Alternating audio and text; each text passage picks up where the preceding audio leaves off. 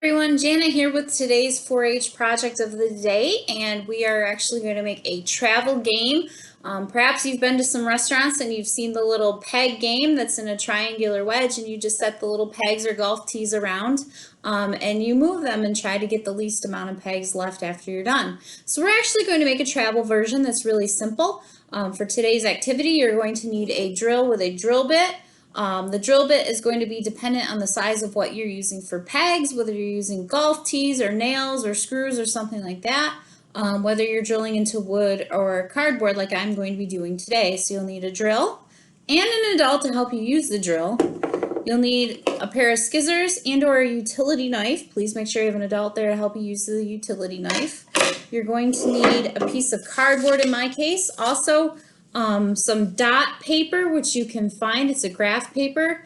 You can find that online. You're going to need that. A ruler, tape. I'm actually using toothpicks as my pegs today. A pencil, and obviously the graph paper. In addition to that, my travel case for my game is going to be a cookie tin, which also gives me a hard surface to set the game on my lap if I'm riding in the vehicle going on a summer trip today. Plus, when you open it up, you can keep all of the pieces inside of it without them falling out. So to get started, what I've done is chosen my board, which is going to be cardboard. Wood, you can do that as well. You don't have to cut it into a wedge shape. You can leave your wood whatever shape you want. You just drill the pattern onto your surface, which I'm going to do with cardboard today, and utilize that. You can also do some painting if you want to, stain your board. I could paint my cardboard as well before I get going or after I get going. So to get started, what I'm going to do is take my graph paper, and I wanted to make my game big. You need 15 holes on your graph or on your game board. So to do this, what I did with my graphing paper is I figured out, so 15 holes, I needed 5 at the bottom, 4, 3, 2, and 1 to make my pyramid shape. So I wanted to make my board bigger than what the graph paper showed, so I actually doubled my size. I counted 10 across, and then I also counted, so 4 doubled is 8, so I just made the line, I drew my lines to make my pyramid shape. So to do that, just to show you, is I'm going to count 10, 10, draw my line nice and straight to create a pyramid shape, and just connect the lines at the top. So I've got my little pyramid drawn on. I actually used whiteout to white out the dots that I didn't want to drill. You can do that, or you can just put an X through them. So it's very important when you do this to start on the same side of your pyramid each time. I'm just going to X out every other dot so I know not to drill that and to make my game board bigger. So if you Google it online and take a look at it, you can see the shape and how far apart they're spaced. I'm actually skipping a line, so I'm going to cross out the whole next line from the bottom up. Go on to my next row, which I need 4 dots, so I'm just Xing off the dots I don't want.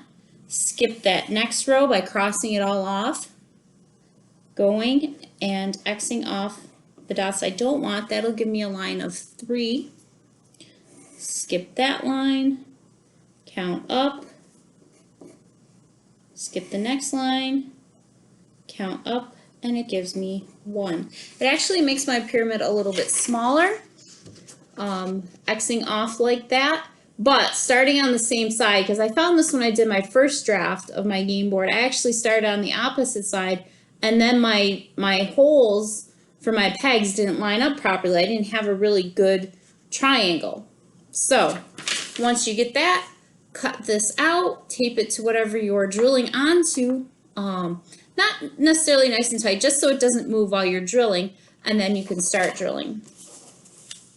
Now, when you drill, you don't want to go all the way through. Always good to have another work surface under where you're drilling. I have my work surface under my pattern, and I have a very fine drill bit because Toothpicks are very fine. I'm actually just going to drill down a little bit.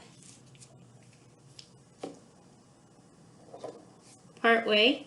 And make all my holes following my pattern. Once I have everything drilled, I can cut my board out. I've finished drilling. I'm going to remove the paper. I have my holes in my game board. Didn't go through too badly. I'm actually going to measure out how big I want my game board. Trying to make it rectangular just so it's a little bit more stable. You could just cut the triangle out itself, but not necessary. So I'm going to give a little bit of measuring.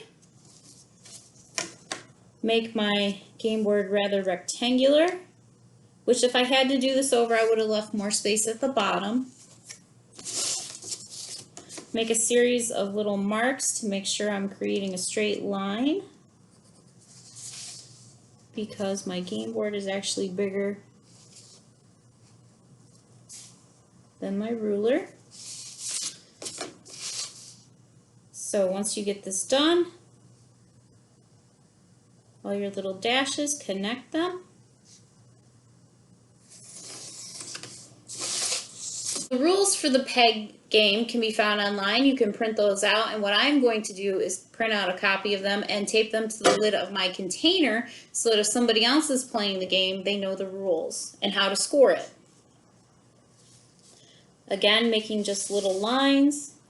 Keep in mind that whatever storage container, whether you've got a tin or a plastic bag, that you want to make sure your game board and all your pieces fit into it as well.